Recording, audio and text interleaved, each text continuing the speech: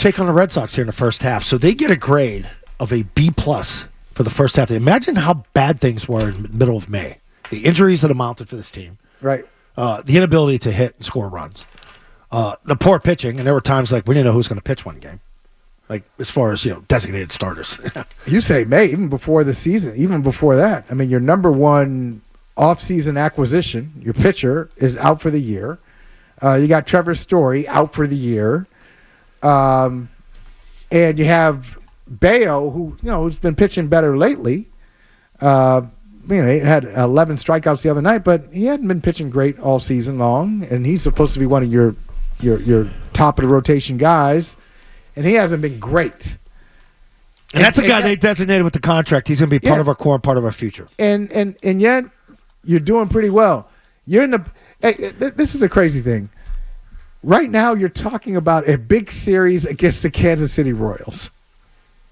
But at least we're talking about I like it. 2 months ago. We're not even talking about them in July. I'm not criticizing that. I'm not criticizing that they're in this position as O'Brien said in that clip. They're only 5.5 games out of first place. 10 games over 500. Pretty good shot. Pretty good position. My point is, if you're taking on the Kansas City Royals and they've added, and you haven't, shame on you. The Royals should not have any more resources than you have. They should not be more focused on making the playoffs than you are as the Boston Red Sox. So I like it. I like that they're in this big position, but I want to see a little bit more. That B+ it will become an A for me if they actually get aggressive and add several pieces at the deadline. And I'm not talking about game-changing, oh, my God, but they need another pitcher. I mean, it's clear. They need another starting pitcher.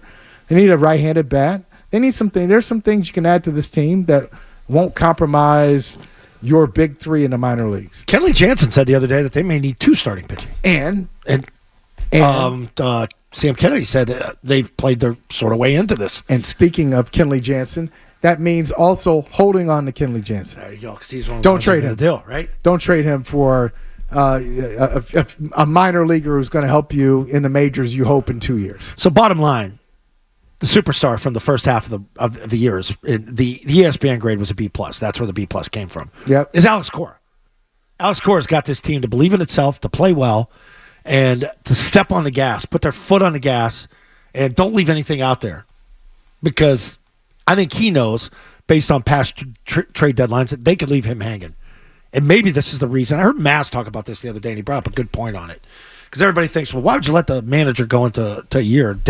You're a dead man walking. Right. You're the Boston Red Sox. You're letting a good manager go into the final season of the year without an extension.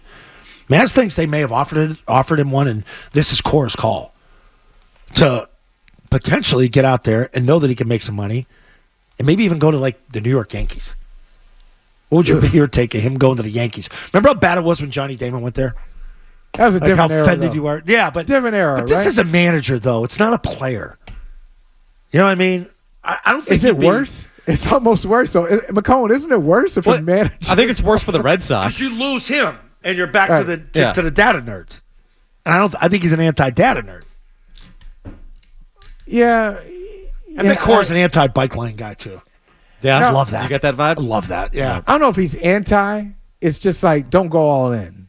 Give me something else. And I think he would be I would play the game. If I'm Alex Cora, listen, I'll look at the data and I'll consider all this information. If you can do something for me, at least don't, the last 2 years at the deadline, we're begging for help. Giving him nothing. Yeah.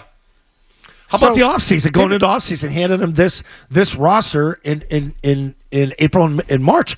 I think, but you know what? If he's being honest, I think what he thought of the roster in February is a little different than what he thinks of the roster in June, July. That's fair. That's fair. I think he likes him.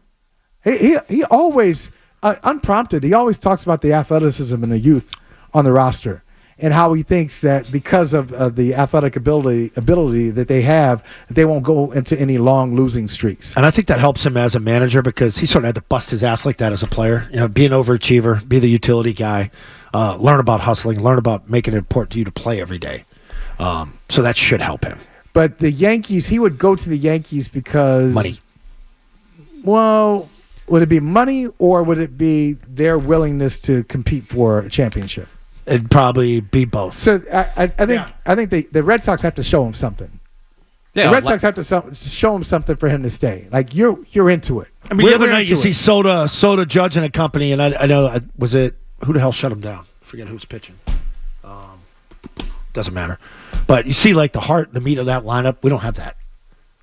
Oh, it's crazy what they can do when they're on. I mean, you have Soto and you have Judge. Judge is having. That was Crawford. Sorry. Judge is having one of the great seasons in the last 30. I mean, it's unbelievable what Judge is doing, and he has help. So it's not like we're in a different state where we're not saying. As Red Sox fans, Red Sox observers, are not saying, "Hey, go out and sign this guy." You remember how it used to be? The Red Sox would have a great player and say, "Hey, go out and get that guy. Get the next Shohei Ohtani. Get him." Nobody's saying that. The expectations have even dropped to. Could you just make a deal? Could you invest make a in deal? the product? Yeah. Could you please make a trade? And you mentioned Johnny Damon going to the Yankees. It was different. Like the mania at that point. I remember when he came back, and everybody had a haircut. Johnny Damon always booing Johnny Damon. You said you never go. You were part of the idiots. I don't think the intensity is there now like it used to be. Like when you see a Yankees hat now, when you guys see somebody wearing a Yankees hat, it's a good hat. Do you have a? No, I'm like right. Brady used to wear it. Yeah. Like, I love the dark blue hats. I like the Boston Red Sox dark blue hat. Do you have that visceral reaction that you used to have like 10 years ago? No, I like cool logos. Like I like seeing the old Indians logo with Cleveland. Like that logo was great. You like that logo? Oh, yeah. Wahoo with the you like that one? Well, I like the old. Yeah, I like the old classic ones. I like the Mudcats. Like some of the farm system teams. Parcells was a big collector of AAA teams. Loved them.